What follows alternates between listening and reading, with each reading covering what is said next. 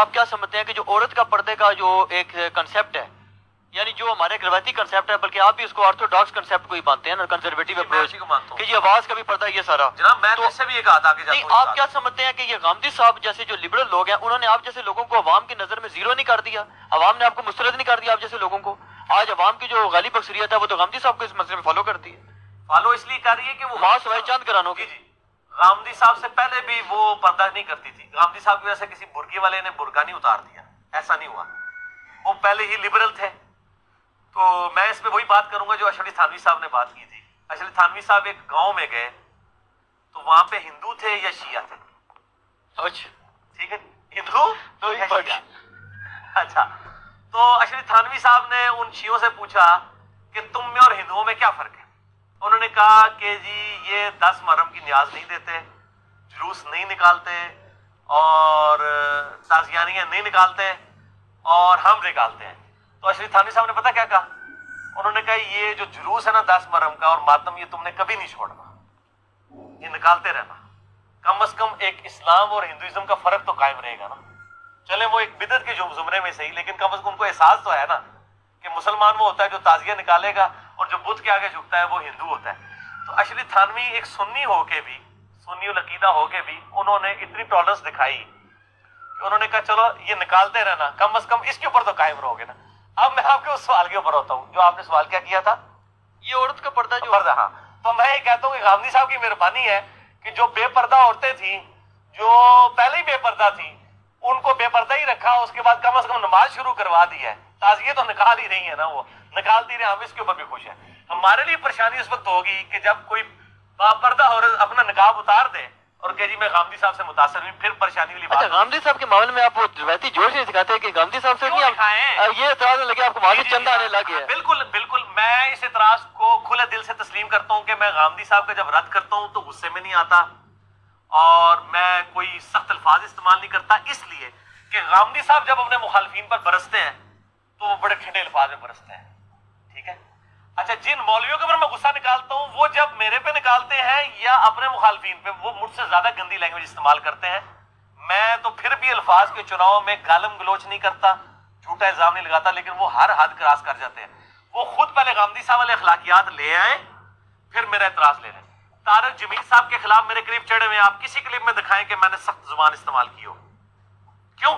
طارق جمیل صاحب جب اپنے مخالفین کے اوپر بات کرتے ہیں وہ لجاجت کے انداز میں کرتے ہیں۔ نہیں، سخت الفاظ تو آپ نے کیا، اس پہ تو بلکہ لوگوں نے مائنڈ بھی کیا ہے، کوڑ مار کے گئے نے جناب، ادھر یہ کر کے گئے نے وہ کر کے، یہ تو اپنا کیا، نہیں، میں نے یہ لفظ سخت الفاظ آپ نے کیا، میں نے کوڑ نہیں کہا، میں نے کہا ہے کہ طارق جمیل صاحب اس طرح دی روایتاں بیان کر کے ٹوٹ جاتے ہیں، پیچھے سانو مصیبت پہ جاتی ہے۔ کوڑ کا لفظ میں نے نہیں استعمال کیا شاہ جی، میں اپنے کلیپ الحمدللہ بار بار سنتا ہوں، میں نے لفظ یہ استعمال نہیں کیا۔ اچھا مجھے غلطی لگی ہے اب۔ اچھا، اگر میں نے کوڑ بھی بول دیا نا تو ٹھیک آپ اتنا نہیں، یہ بھی ٹھیک ہے کیونکہ جھوٹی روایت ہے۔ کوڑ جو ہے نا یہ پنجابی میں کہتے ہیں جھوٹی روایت کو، روایت تو ہے جھوٹی ہے، اور اس حوالے سے ایک مردود روایت بھی پیش کی جاتی ہے۔ یہاں پہ بھی طارق جمیل صاحب ہمارے جہلم شہر میں آئے، میں ان کی بڑی عزت کرتا ہوں جس حوالے سے انہوں نے جو ہے وہ دیوبند کے مکتبہ فکر میں جو ناسبی قوتیں ہیں اور یزیدی پارٹی ہے اس کے خلاف انہوں نے علم بلند کیا ہے طارق جمیل صاحب نے، لیکن وہ اپنی تقریر کے دوران بسا اوقات بالکل مردود قسم کی روایات بیان کر کے چلے جاتے ہیں، پیچھے مصیبت ساڑی جان کو پائی جاتی ہے۔ لوگ سانو پوچھ رہے ہوتے ہیں جناب دسو یہ روایت مطلب ٹھیک ہے کہ غلط ہے؟ تو انہوں نے بھی یہاں پر روایت بیان کی تھی کہ سیدہ فاطمہ سلام اللہ علیہا اور رضی اللہ تعالی عنہا، انہوں نے اپنی وفات سے پہلے خود غسل کر لیا، اس کے بعد وہ بستر پہ لیٹ گئیں اور انہوں نے سیدنا علی سے کہا کہ مجھے غسل دینے کی ضرورت نہیں ہے، میں نے غسل کر لیا۔ تو پھر ان کو اسی طریقے سے جب وہ فوت ہوئی تو دفنایا گیا۔ انا للہ و انا الیہ راجعون۔ یہ روایتیں تو موجود ہیں دنیا میں جناب، قادیانیوں کی سپورٹ میں بھی جعلی روایتیں موجود ہیں دنیا میں، کوئی بھی مکتبہ فکر روایتوں کے بغیر نہیں چل رہا، لیکن اصول محدثین پر بھی دیکھا جائے گا وہ روایتیں ثابت بھی ہے کہ نہیں، یہ بالکل جھوٹی روایت ہے، اصول محدثین پہ یہ ایکسیپٹیبل نہیں ہے کہ سیدہ فاطمہ نے خود یعنی کہ مرنے سے پہلے انہوں نے غسل کیا۔ یہ اگر کوئی اعزاز ہوتا تو امام کائنات سید الاولین والآخرین شفیع المذنبین رحمت للعالمین سیدنا و مولانا امام اعظم محمد رسول اللہ صلی اللہ علیہ وسلم کو حاصل ہوتا، لیکن آپ ابو داؤد کھول کر پڑھ لیں، ان کو بھی سیدنا علی نے غسل دیا آپ صلی اللہ علیہ وسلم کو، تو سیدہ فاطمہ کو بھی غسل دیا گیا، بلکہ سیدہ فاطمہ کو تو غسل دیا ہے حضرت علی نے خود، مصنف عبد الرزاق میں موجود ہے اور اسی سے یہ بات ثابت ہوتی ہے کہ فقہ حنفی کا یہ مسئلہ باطل ہے کہ جی وہ مرنے کے بعد نکاح ٹوٹ جاتا ہے، کوئی خاوند اپنی بیوی کو ہاتھ نہیں لگا سکتا. سیدہ فاطمہ کو غسل خود سیدنا علی نے دیا ہے علیہم السلام. تو اس سے یہ بات ثابت ہوتی ہے کہ غسل دیا جا سکتا ہے. تو یہ جو معاملہ طارق جمیل صاحب نے بیان کیا یہ بالکل باطل ہے، ایسا کوئی معاملہ نہیں. اور اگر کوئی سپوز اس طریقے سے حادثاتی طور پہ غسل کر بھی لے اور اس کے بعد اس کی ڈیتھ ہو جائے، تب بھی اسے مرنے کے بعد والا جو غسل ہے وہ دیا جائے گا، وہ غسل ضرور ہوگا ہی، کیونکہ اس کا تعلق جو ہے وہ روح نکلنے کے بعد سے ہے نہ کہ پہلے سے. روح نکلنے سے پہلے کے احکامات ڈیفرنٹ ہیں، بعد کے ڈیفرنٹ ہیں. ایک اب یہ غامدی صاحب کا جو ایک بہت بڑا جو علمی مسئلہ ہے نا وہ آ رہا ہے. یار غامدی صاحب کے اوپر سارے چڑھے ہوئے ہیں، باقی کتنے جی تھوڑے؟ نہیں، یہ غامدی صاحب کا موقف بڑا عجیب سے ہے، کیونکہ آپ اس کا مطلب ہے باقیوں کو تو آپ اس قابل ہی نہیں سمجھتے کہ شادی ڈسکس کریں، وہ تو ہے ہی ہے. نہیں، باقی غامدی صاحب کچھ چیزیں ڈسکس ہوگی نا. غامدی صاحب نے ایک عجیب و غریب بات یہ کی ہوئی ہے، وہ کہتے ہیں جی کہ یہ جو پوری دنیا میں جو ہمیشہ سے مسلمان کوشش کر رہے ہیں نا خلافت کی، ایون کہ اینڈ کے اوپر بھی تو ہمارا کنسیپٹ یہ ہے نا خلافت ہوگی، محمد اسلام آئیں گے. وہ کہتے ہیں جی یہ آپ کا کام ہی نہیں، اس کی ٹینشن لینا آپ کا کام ہی نہیں، آپ کا میکسیمم کام یہ آپ دعوت کا کام کریں. اظہر وہ ایک موقف اس حوالے سے رکھتے ہیں کہ نہیں، آپ اپنا بتائیں اس میں جی کیا میں ہے؟ ان کے ساتھ ایگری نہیں کرتا ہوں. آپ کا کیا موقف ہے؟ میرا موقف نہ تو ایکسٹریم جماعتوں والا ہے اور نہ غامدی صاحب والا ہے. میں یہ کہتا ہوں کہ تزکیہ نفس کے اوپر ایمفسائز ہونا چاہیے. یہ غامدی صاحب کا موقف بالکل ٹھیک ہے. ٹھیک ہے. اور اس کے بعد آپ جو ہے وہ اقامت دین کے لیے کوشش بھی کریں.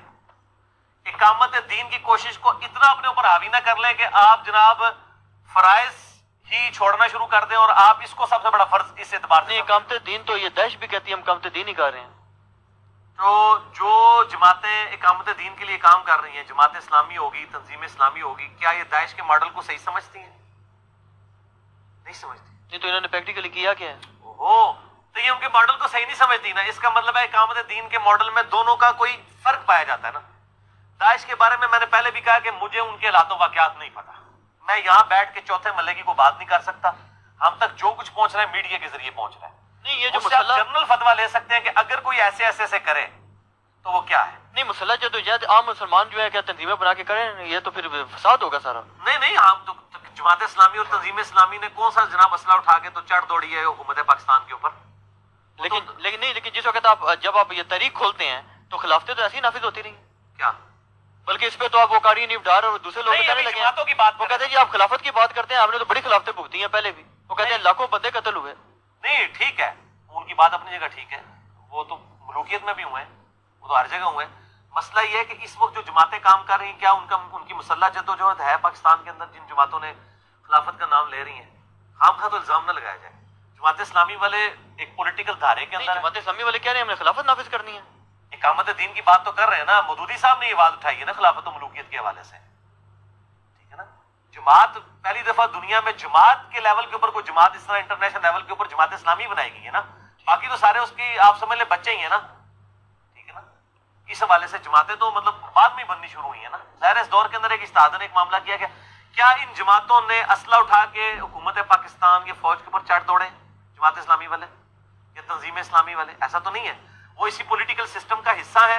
اپنا پروٹیسٹ ریکارڈ کرواتے ہیں، رائے عامہ ہموار کرتے ہیں. تو غامدی صاحب خود بھی کہتے ہیں کہ رائے عامہ ہموار کرنی چاہیے. غامدی صاحب کا یہ موقف ہے کہ رائے عامہ ہموار کریں. تو یہ جماعتیں رائے عامہ ہی ہموار کر رہی ہیں نا. ٹھیک ہے. تو ان کو کرنے دیں. جب یہ آپ کے اوپر چڑھ توڑیں گی تو آپ ٹھیک ہے، آپ پھر آپ کے پاس ہاتھ محفوظ ہے. اور کا سب سے خطرناک ترین مسئلہ جو پاکستان بری طرح پس گیا ہے، یہ جو سعودی اور ایران کا جو فساد مچا ہوا ہے، پوری دنیا کو مسلمانوں کو اپنی لپیٹ میں لے رہا ہے. اس کے بارے میں یہ سعودی پارٹی جو ہے، آپ اس کو اہل حدیث کہہ لیں یا دیوبند کہہ لیں، ان کا موقف یہ ہے کہ جناب امام مہدی علیہ السلام کے جو انتظار کر رہے ہیں نا شیعہ، یہ در حقیقت دجال کا انتظار کر رہے ہیں. اور شیعہ پارٹی کا یقین، ان کو تو خیر یقین ہے، وہ کہتے ہیں جی ہمارا تو امام مہدی علیہ السلام غائب ہے اور یہ تو جس کا کار ہے ان کے دجال نے ان کی طرف سے لڑنا ہے. اس میں آپ کیا کہتے ہیں؟ میں تو دونوں کو غلط سمجھتا ہوں. ان کی صرف پولیٹیکل وار ہے آپس میں. اللہ تعالیٰ ان کو مطلب توفیق دے کہ یہ جو ہے وہ ایک دوسرے کے اوپر بلیم اس طریقے سے لگانے کی بجائے جو ہے وہ کامن ٹرمز کے اوپر اکٹھے ہوں.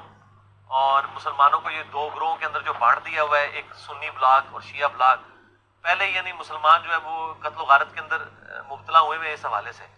اب اگر یہ ساری بات کر رہے ہیں تو اب یہ جو داعش والے ہیں وہ بھی تو سعودیہ کی پیداوار ہے نا. تو سعودی والے ان کو کیوں نہیں گلے سے لگا لیتے؟ اس وقت تک گلے سے لگایا تھا جب تک وہ سعودیہ کی حکومت کے لیے چیلنجنگ نہیں تھے. جب ان کو چیلنج کرنے سے انہوں نے کہنے لگے یہ خوارج ہیں، اور امام کعبہ سے خطبے پڑھوانے لگے کہ جب یہ بنا رہے تھے اس وقت نہیں تھا ان کو پتا کہ یہ خوارج ہم بنا رہے ہیں. تو یہ سب کے اپنے ذاتی مفادات ہیں. میں تو نہ سعودیہ کو صحیح سمجھتا ہوں اور نہ ایران کو صحیح سمجھتا ہوں ان مسئلوں کے اندر جس کے اندر یہ مسلمانوں کے اندر تفریق ڈال رہے ہیں. دو سوال ان کو کمبائن کر لیتا ہوں. ایک تو یہ بتائیں کہ یہ جو جمہوری نظام ہے اور اسلام ہے، بعض لوگ کہتے ہیں جمہوریت نیرا کھلا کفر ہے، یہ کھلا کفر ہے، ووٹ ڈالا بھی کفر ہے. اور دوسرا یہ جو جماعت اسلامی ہے، اس کی جو مولانا مودودی کا جو فیصلہ تھا کہ اس میں آئی، اس پہ سنے بڑے بڑے لوگ اس سے الگ ہوئے. اور بعض لوگ یہ کہتے ہیں جی کہ مولانا مودودی جو تھے کھلے پاکستان کے مخالف تھے. بعض کہتے ہیں یہ جھوٹ ہے، تحریک کا سب سے بڑا جھوٹ ہے. نہیں پہلے مخالف تھے بعد میں ساتھ ہو گئے. نہیں پہلے تھے مخالف. ہاں مخالف تو بعض لوگ کہتے ہیں یہ بہت بڑا جھوٹ ہے تحریک کا. مخالفت تو ان کی تھی، وہ اس طرح کی مخالفت نہیں تھی کہ پاکستان بننا نہیں چاہیے یا یہ نہیں ہونا چاہیے. ان کو خدشات تھے کہ جو یہاں پہ مسلمان رہ جائیں گے ان کا کون پرسان حال ہوگا.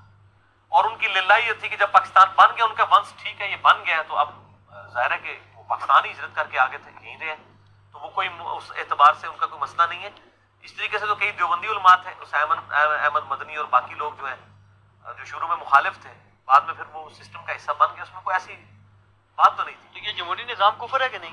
جمہوری نظام جس کو کفر کہا جاتا ہے اس میں تو جو قانون ہے وہ اکثریت رائے سے بنایا جاتا ہے کہ یعنی اکثریت کہتی ہے کہ جی جو ہے وہ ہومو سیکچولیٹی جائز ہے تو وہ مان لیا جائے. تو یہ جمہوری نظام کفر ہے. اس طرح کا جمہوری نظام اگر حلال کے دائرے کے اندر ہو کہ مثلا میں نے افطاری میں آپ کو شکنجی پلانی ہے، روح افزا پلانا ہے، جامع شریف پلانا ہے، پیپسی پلانی ہے، دودھ سوڈا پلانا ہے، اس کے اندر ووٹنگ کر لیتے ہیں حلال کے دائرے کے اندر. تو وہ تو اللہ کے نبی بھی ووٹنگ ہی کرواتے تھے صلی اللہ علیہ وآلہ وسلم. غزوہ احد کے موقع پر آپ صلی اللہ علیہ وسلم کی قطعاً رائے نہیں تھی کہ باہر نکل کے لڑا جائے. یہ تو اکثریت نے فیصلہ دے دیا تو باہر نکلے تھے اور بعد میں شکست بھی ہوئی، فتح شکست میں بدل گئی، حالات و واقعات ایسے ہو گئے. تو اکثریت کی رائے سے فیصلہ ہونا حلال کے دائرے کے اندر اکثریت کی رائے سے. باقی جو انہوں نے شڈول چھوڑی ہوئی ہے نا کہ جی ایک جاہل کا اور ایک عالم کا ووٹ برابر ہوگا، ان کو کہیں کہ بریلویوں کا عالم دیوبندیوں کا جاہل ہے، دیوبندیوں کا عالم جو ہے بریلویوں کا جاہل ہے، شیعہ کا عالم سنی کا جاہل ہے، سنی کا عالم شیعہ کا جاہل ہے. اور تسی پہلے آپس ایک دوسرے نو عالم جاہل مان لو نا. ایک عالم دوسرے کہتا ہے یہ تو ہے ہی جاہل. تو علماء سارے میں کہنا ساری صحیح کہہ رہے ہو، ساری جاہل ہو گئے نہ ایک دوسرے نو جاہل کہہ رہے ہو نا. یہ نہیں ہوگا. تھوڑا سا ووٹ سب کی برابر ہوگی. جو بیسک نیڈ ہے نا وہ ہر بندے کو سمجھ ہے. ایک ان پڑھ کو بھی سمجھ ہے کہ میرے لیے کون سی چیز بینیفیشری ہے. اس کو کسی مولوی نے نہیں سمجھانا کہ ہاں جی ایک دودھ بیچنے والے ایک بھینسیں پالنے والے کے لیے کون سی چیز بینیفیشری ہے، وہ بھینس پالنے والے کو پتا ہے. ہاں ونس جب ایک جمہوری نظام قائم ہو جائے گا اس نظام کے اندر جب عہدے دیے جائیں گے پھر ظاہر ہے کہ بھینسیں پالنے والے کو پروفیسر میتھمیٹکس کا نہیں نکایا جائے گا تو نہ مولانا صاحب نو لایا جائے گا.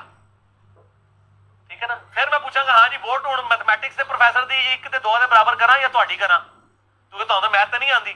اس طریقے سے ایک عالم دین جو دین سکھا رہا ہوگا وہاں پہ پوسٹ کو لگا اس حساب سے تو پھر جس کی پوسٹ ہوگی اس کو ملے گی. ووٹنگ میں تو ظاہر ہے ایک جو ہے نا دودھ دہی والا کرنے والا ایک بندہ کہے گا جی میں گڈریا ہوں اور انبیاء کی سنت جو ہے وہ بھیڑ بکریاں پالنا ہے. عالم دین جو ہے یہ تو ہمیشہ ہماری بھیڑ بکریوں کا دودھ ہی ہم سے مفت پہ جبراتوں پہ لے کے تو اپنا گزارا کر رہا ہے. میری ووٹ جو ہے عالم دین کے مقابلے میں 2 کے برابر ہونی چاہیے تو دیو پھر 2 کے برابر کرو دی پھر وہ دعویٰ صحیح ہے. اگر وہ کہتا ہے علم کے اوپر تو وہ اسے علم سے پوچھیں گے تو پھر کہیں گے ہاں جی بریلویوں کے علماء کی ووٹ کتنے کے برابر ہو، دیوبندیوں کی اہل حدیث کی شیعہ کے وہ اپنے تو کہیں گے باقی صاحب تو کہیں گے 0. سب کی ووٹ 1 کے برابر ہی ہوگی. اس کے بعد آپ رائے عامہ ہموار کریں نا، لوگوں کو قائل کریں، رائے عامہ ہموار کریں کہ ہاں جی اس کے لیے ہونا چاہیے. باقی جو حلال اور حرام کا فیصلہ ہے نا وہ رائے عامہ سے نہیں ہوگا. وہ جو قرارداد مقاصد میں بھی لکھا ہے کوئی بھی قانون کتاب و سنت کے خلاف پاس نہیں کیا جائے. سیدھی سی بات. ادھر اوپر آ کے بیٹھ جائیں. اچھا یہ